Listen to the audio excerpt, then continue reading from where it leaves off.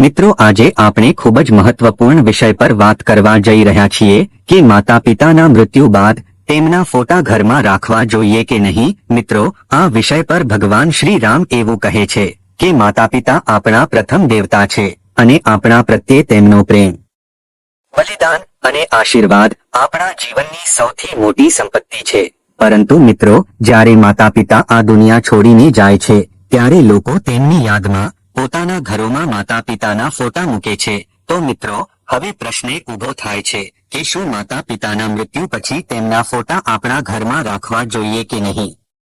શું માતા પિતાના ફોટા સાથે કોઈ આધ્યાત્મિક પ્રભાવ જોડાયેલો હોય છે કે પછી ખાલી યાદી માટે જ લોકો પોતાના માતા પિતાના ફોટા પોતાના ઘરોમાં લટકાવી રાખે છે? તો મિત્રો હવે આપણે એ જાણીએ કે ભગવાન શ્રીરામ આ વિષય પર શું કહે છે। મિત્રો આ એક પ્રાચીન કાળની વાર્તા છે અને આ કથા વાર્તામાંથી આપણને આપણા બધા જ સવાલોના જવાબ મળવાના છે, એટલે ધ્યાનપૂર્વક સાંભળજો। તો ચાલો શરૂ કરીએ આજની કથા।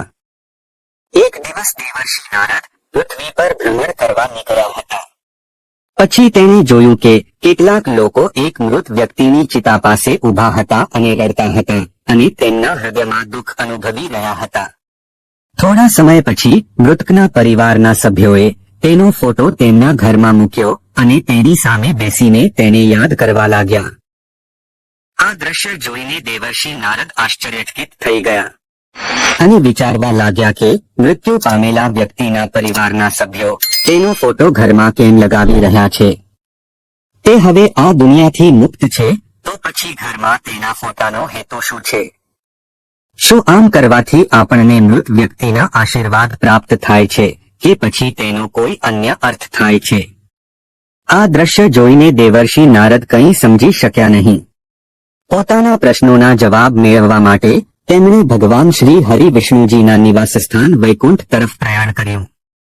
ત્યાં પહોંચીને દેવર્ષિ નારદે ભગવાન શ્રી હરિ વિષ્ણુને પ્રણામ કર્યા। દેવર્ષિ નારદને જોઈને ભગવાન વિષ્ણુ સમજી ગયા કે તેઓ આજે કોઈ શંકા સાથે અહીં આવ્યા છે। ત્યારે ભગવાન વિષ્ણુએ કહ્યું, હે બ્રહ્માનંદન દેવર્ષિ નારદ, વૈકુંઠ લોકમાં તમારું સ્વાગત છે। મને કહો, આજે તમે અહીં કયા હેતુથી આવ્યા છો? કઈ ચિંતા તમને પરેશાન કરી રહી છે? ચોક્કસ તમે આજે અહીં કોઈ શંકાનું નિરાકરણ કરવા આવ્યા છો। ભગવાન વિષ્ણુના શબ્દો સાંભળીને દેવર્ષિ નારદે કહ્યું, હે ભગવાન, આજે હું તમારી પાસેથી એ જાણવા માટે આવ્યો છું કે જ્યારે કોઈ વ્યક્તિ પૃથ્વી પર મૃત્યુ પામે છે ત્યારે તેના પરિવારના સભ્યો તેનો ફોટો પોતાના ઘરમાં કેમ લગાવે છે? શું આમ કરવું યોગ્ય છે? આમ કરવાથી પરિવારના સભ્યોને શું ફાયદો થાય છે? શું મૃત વ્યક્તિના આશીર્વાદ તેમના પર રહે છે? દેવર્ષિ નારદની વાત સાંભળીને ભગવાન શ્રી હરિ વિષ્ણુજીએ કહ્યું, હે દેવર્ષિ નારદ, આજે તમે એક ખૂબ જ મહત્વપૂર્ણ પ્રશ્ન પૂછ્યો છે। તમારા આ પ્રશ્નના જવાબમાં સમગ્ર માનવજાતનું કલ્યાણ છુપાયેલું છે। તો હે નારદ, હું તમારા આ પ્રશ્નનો જવાબ એક અલૌકિક વાર્તા દ્વારા આપીશ। તમારે આ વાર્તા શરૂઆતથી અંત સુધી ધ્યાનથી સાંભળવી જોઈએ, કારણ કે જે કોઈ આ વાર્તા સંપૂર્ણપણે સાંભળશે તેના પર મારા આશીર્વાદ હંમેશા રહેશે। દેવર્ષિ નારદે કહ્યું, હે ભગવાન, હું તમને વચન આપું છું કે જ્યાં સુધી તમે આ વાર્તા કહેશો ત્યાં સુધી હું તેને પૂર્ણ ભક્તિભાવપૂર્વક અને ધ્યાનથી સાંભળીશ। હવે કૃપા કરીને મને તે વાર્તા કહો। પછી ભગવાન શ્રી હરિ વિષ્ણુજીએ કથા શરૂ કરી। મિત્રો આ પુણ્યશાળી કથાને શરૂ કરીએ તેના પહેલા તમને મારી એક નમ્ર વિનંતી છે કે આ વિડીયોને એક લાઇક કરી અને કોમેન્ટ બોક્સમાં જય શ્રી રામ અને હર હર મહાદેવ જરૂરથી લખજો। સાથે ચેનલ પર નવા હોય તો અમારી ચેનલને સબસ્ક્રાઇબ પણ અવશ્ય કરજો। તો ચાલો મિત્રો આ પવિત્ર કથાને શરૂ કરીએ। મિત્રો ભગવાન વિષ્ણુ કહે છે કે હે બ્રહ્મદાન દેવર્ષિ નારદ, આ કથા સમગ્ર વિશ્વનું કલ્યાણ લાવશે।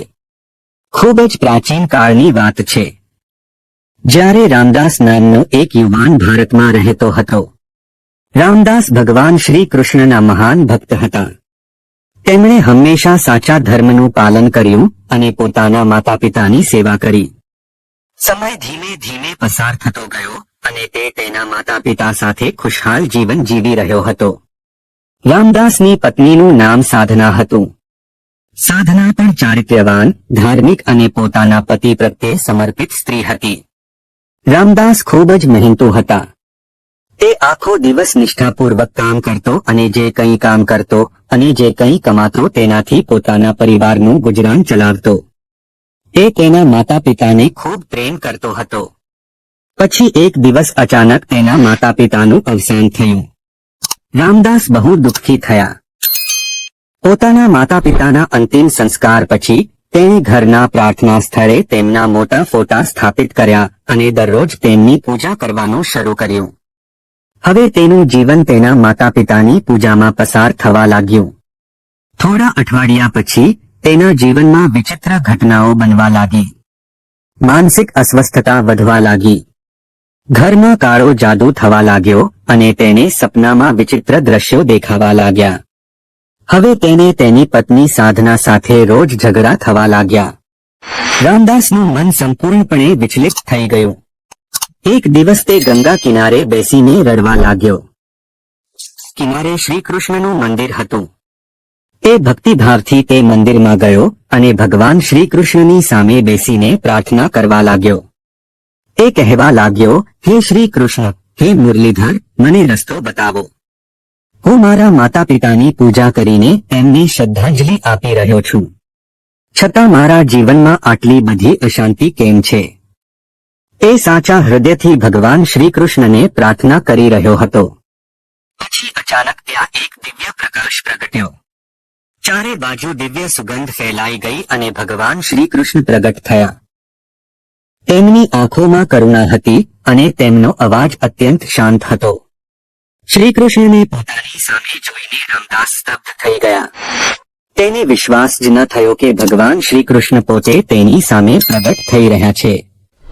પછી થોડી હિંમત ભેગી કરીને તેણે કહ્યું, હે પ્રભુ, આજે તમારા દર્શન કરીને મારું જીવન સફળ થયું છે. હવે મારા મનમાં કોઈ શંકા નથી. પણ હું જાણવા માંગુ છું કે આ દુઃખ મારા જીવનમાં કેમ આવ્યું, જ્યારે હું મારા માતા પિતાની પૂજા કરું છું. ભગવાન શ્રી કૃષ્ણે કહ્યું, હે પુત્ર રામદાસ, નિઃશંકાપણે તારી ભક્તિ અને પ્રેમ મહાન છે. માતા પિતા માટે જે લાગણીઓ છે તે પૂજનીય છે.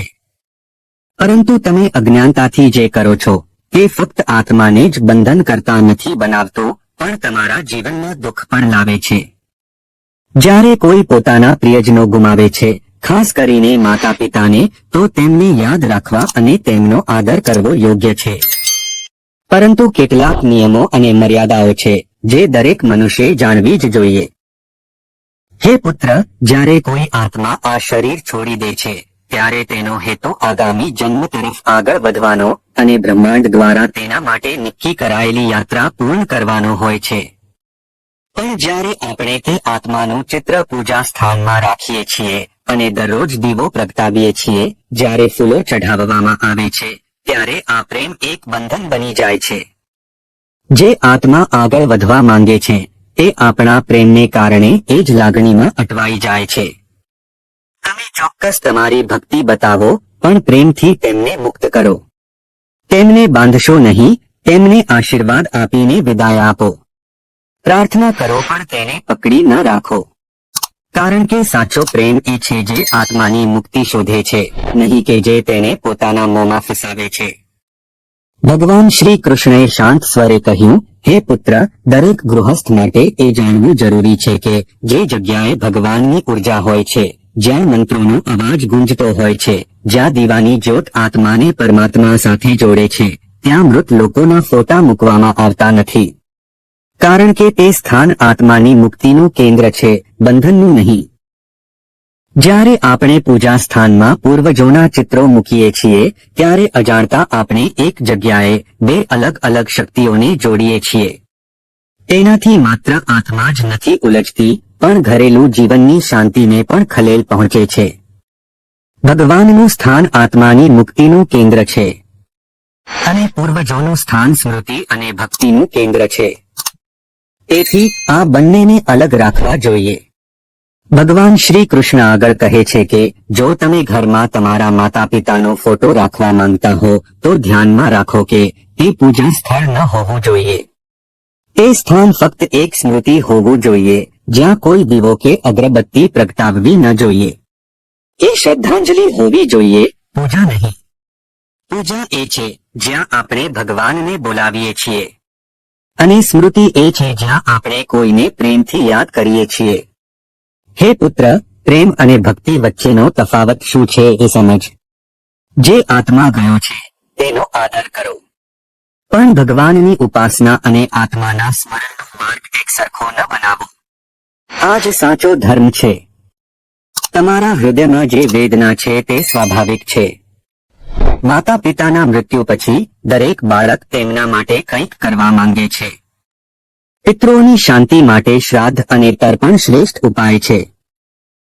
આ વૈદિક વિધિઓ દ્વારા તમે તેમનું સન્માન તો કરો છો, પણ તેમની આગામી યાત્રા માટે તેમને આધ્યાત્મિક શક્તિ પણ આપો છો. આ જ સાચી સેવા છે. જે ગયું છે તેની સાથે આસક્ત ન બનો, પ્રેમથી તેને મુક્ત કરો. પુત્રનું કર્તવ્ય પવિત્રતા છે. આ જગત એક માયા છે.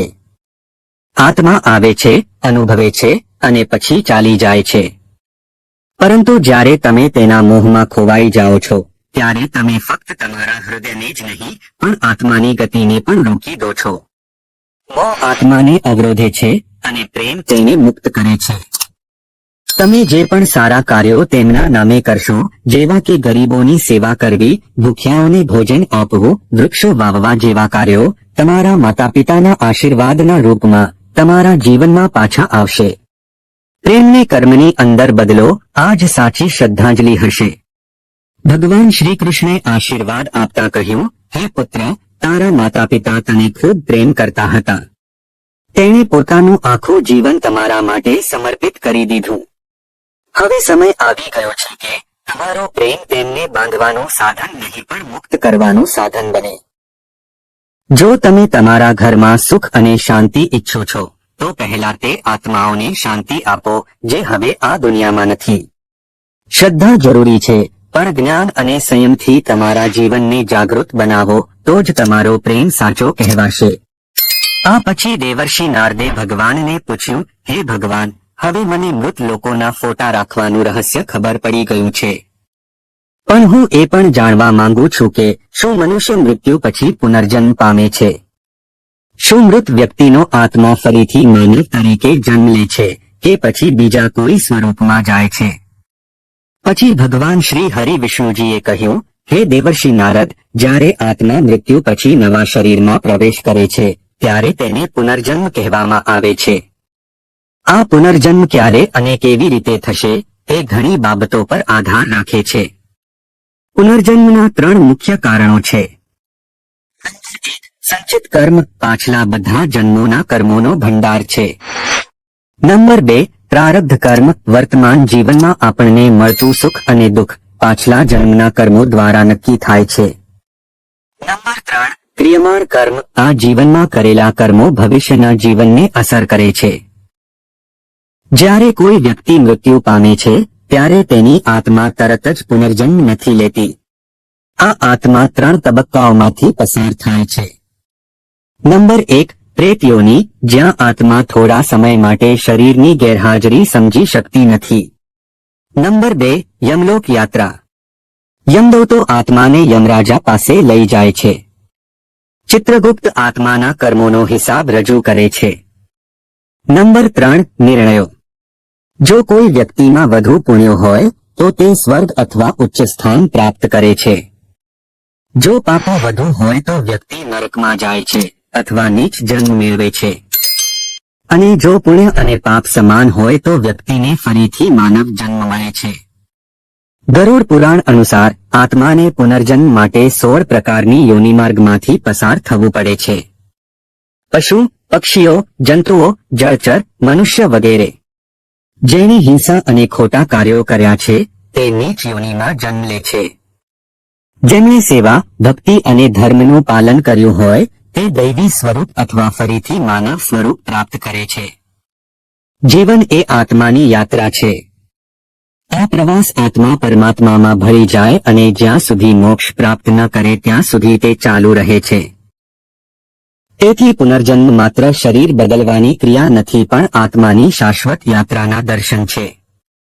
જો કોઈ વ્યક્તિ ઘણા પાપ કરે છે, તે તેના આગલા જન્મમાં પ્રાણી અથવા રાક્ષસ બને છે. જો કોઈ વ્યક્તિ ઘણા સારા કાર્યો કરે છે, તો મૃત્યુ પછી સ્વર્ગ પ્રાપ્ત કરે છે. અને જો કોઈ આનાથી વિપરીત વર્તન કરે, એટલે કે ગંભીર પાપ કરે છે, તો મારા આદેશથી તેને ઘણા વર્ષો સુધી નરકમાં સખત સજા આપવામાં આવશે અને તેને નરકની ભયંકર યાતનાઓ સહન કરવાની ફરજ પાડવામાં આવે છે. આગળ ભગવાન શ્રી હરિ વિષ્ણુજી કહે છે, દેવર્ષિ નારદ, બીજું કારણ મૃત્યુ સમયે વ્યક્તિની માનસિક સ્થિતિ છે. આ સંદર્ભમાં ત્રણેય લોકના સ્વામી ભગવાન શિવ કહે છે કે મૃત્યુ સમયે વ્યક્તિ કઈ સ્થિતિમાં હોય છે તે તેનો આગામી જન્મ નક્કી કરે છે. જો કોઈ વ્યક્તિ મૃત્યુ સમયે ભગવાનનું સ્મરણ કરતા કરતા પોતાનો જીવ આપી દે છે, તો તેને મોક્ષ મળે છે. પરંતુ જો કોઈ વ્યક્તિ સાંસારિક ઈચ્છાઓ, ક્રોધ, આસક્તિ અથવા વાસનામાં ડૂબેલા પોતાના શરીરને છોડી દે છે, તો તે જ લાગણીઓ અનુસાર પુનર્જન્મ પામે છે. પછી ભગવાન શ્રી હરિ વિષ્ણુજી આગળ કહે છે, હે દેવર્ષિ નારદ, હવે મને આશા છે કે તમને તમારા બધા પ્રશ્નોના જવાબ મળી ગયા હશે. દેવર્ષિ નારદજી ભગવાન શ્રી હરિ વિષ્ણુજીને કહે છે, હે પ્રભુ, તમારા મુખમાંથી આ જવાબ મેળવીને હું તૃપ્તિ અનુભવું છું. હવે હું આ દિવ્ય જ્ઞાનનો પ્રચાર ત્રણેય લોકમાં કરીશ. આ પછી દેવર્ષિ નારદજીએ ભગવાન શ્રી હરિ વિષ્ણુજીને પ્રણામ કર્યા અને ફરીથી પ્રવાસ માટે પ્રયાણ કર્યું. આ વાર્તામાંથી આપણને શીખ મળે છે કે માતા પિતાના આત્માઓને બંધનમાં ન રાખવા જોઈએ, પરંતુ પ્રેમથી મુક્ત કરવા જોઈએ. પૂજા સ્થાન પર ફક્ત ભગવાનનો ફોટો હોવો જોઈએ. જો તમારે કોઈ મૃત વ્યક્તિનો ફોટો લગાવવો હોય તો તેને પૂજનીય ન બનાવો. તેને ફક્ત એક યાદ તરીકે રાખો. શ્રદ્ધા, તર્પણ અને સેવા દ્વારા સાચી શ્રદ્ધાંજલિ આપી શકાય છે. આપણું કર્તવ્ય છે કે મૃત આત્માઓને ભક્તિ અને પ્રેમથી વિદાય આપીએ, આસક્તિથી નહીં. આ એક સાચા પુત્રનું કર્તવ્ય છે. ભગવાન શ્રી રામે આપણને આ દૈવી ઉપદેશ આપ્યો છે કે જીવનને બંધન ન બનવા દો. જે આ દુનિયા છોડીને ગયો છે, તેને તમારા આંસુઓથી ન બાંધો, પણ તમારા આશીર્વાદ અને શુભેચ્છાઓથી તેમને મુક્ત કરો. કારણ કે આત્માનું અંતિમ લક્ષ્ય ભગવાન તરફ યાત્રા કરવાનું છે. અને સાચો પ્રેમ એ છે જે આત્માને તેની યાત્રામાં માર્ગદર્શન આપે છે અને તેને અવરોધતો નથી. તો મિત્રો, જો તમને આ વિડિયો પસંદ આવ્યો હોય તો વિડિયોને લાઈક અને શેર જરૂરથી કરજો.